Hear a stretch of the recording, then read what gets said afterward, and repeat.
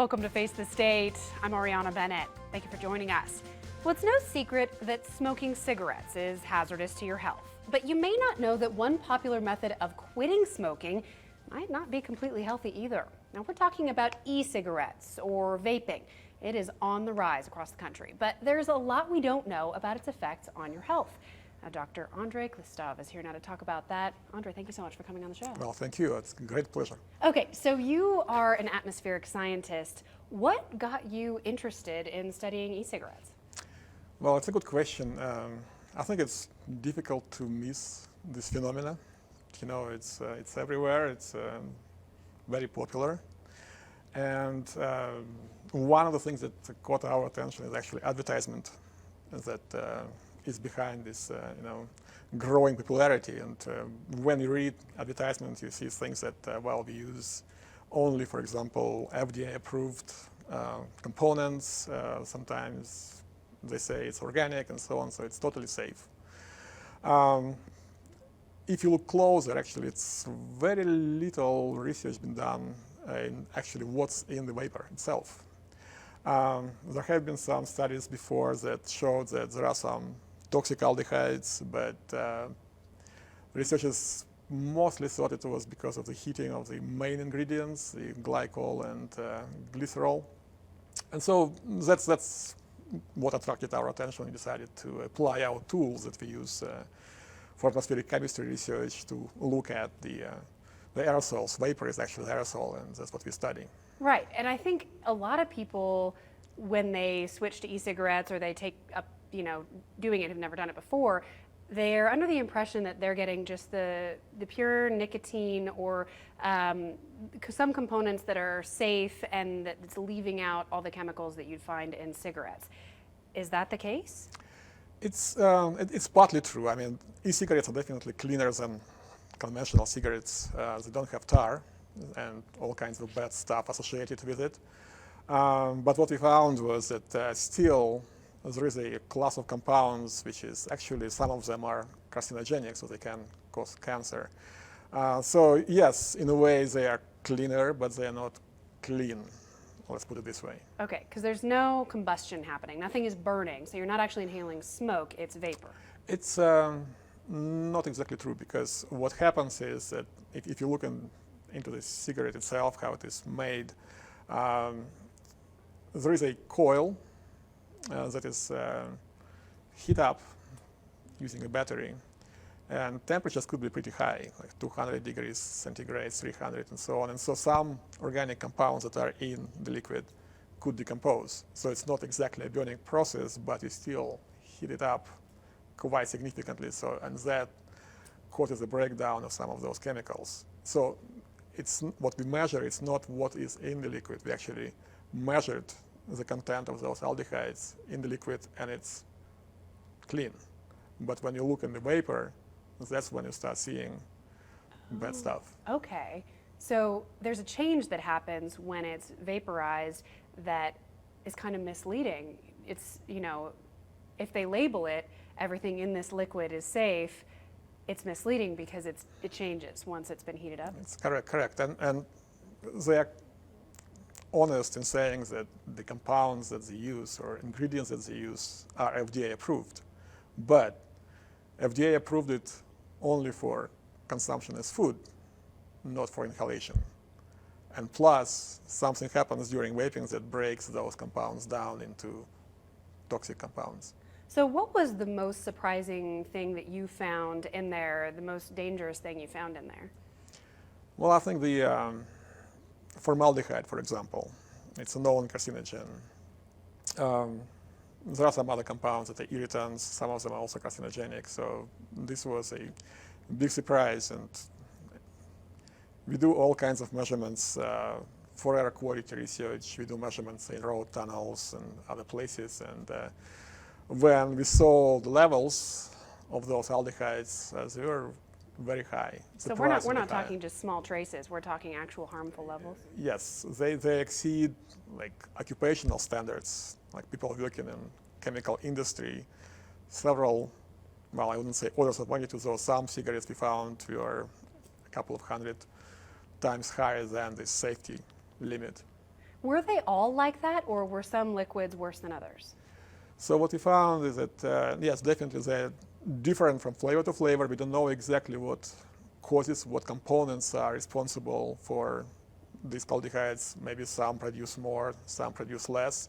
We also found that if you vape unflavored liquid, the concentration of those compounds is very low. Okay. So, So for someone who is using this as a smoking cessation aid, for example, or just enjoys the process, what's your advice to them if they want to continue doing this? I think if a person is trying to quit smoking, I think it's probably a good thing. It's definitely better than conventional cigarettes. But again, it's very early in the research process. But what we found is at least you could try to reduce the power of e-cigarette and maybe dilute your flavor, because we found a very strong decrease in aldehyde formation when you dilute liquid with just pure PGVG. It's good to know. Yeah, but again, it's very early, and we would like to study this more. Right. In that same vein, I know your initial findings have been published. What kind of reception have you gotten? I mean, are the powers that be taking notice and thinking, okay, maybe we need to regulate this a little bit more?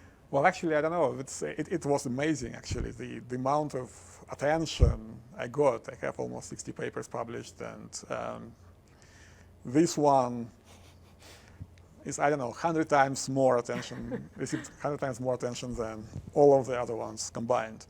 We haven't heard anything from, powers that be.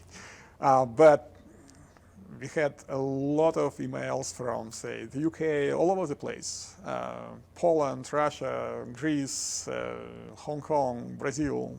It's amazing, and it's actually quite good to have this kind of attention to what you do. Well, it's a public service. I think this is really good information for people to have, because how would people know? If they're reading the label and it's telling them it's safe, but it's not actually safe, that's something that I think people really would like to know. Yes, definitely, yeah. Is it something that is a concern for secondhand inhalation? Again, this is something that we would like to study. There are indications that some of those aldehydes escape during vaping as a secondary vapor. But we would like to find partners in the medical field, because we are not, doctors. We need to have somebody who knows how to work with volunteers, people who smoke, collect samples, and so on. So we can provide a chemical information, but we need to have partners in the health sciences to continue this research. Okay, so what happens next? What do you do? Where does your research go from here? So again, we are looking for funding, because we are soft money institution, so we need to raise our own salaries and pay for the equipment, supplies, and all that. So we're looking for funding, we're looking for partners, and we would like to look at, for example, which compounds are more stable, more safer than other ones. Maybe we can look into the operating principles of e-cigarettes closer. Maybe they could be made safer. And we are looking for ways to actually look at what happens when people inhale it, so the actual health effects of the vapor. And for that, as I said, we would like to have some partners, maybe in Renown, maybe in some other, medical organizations.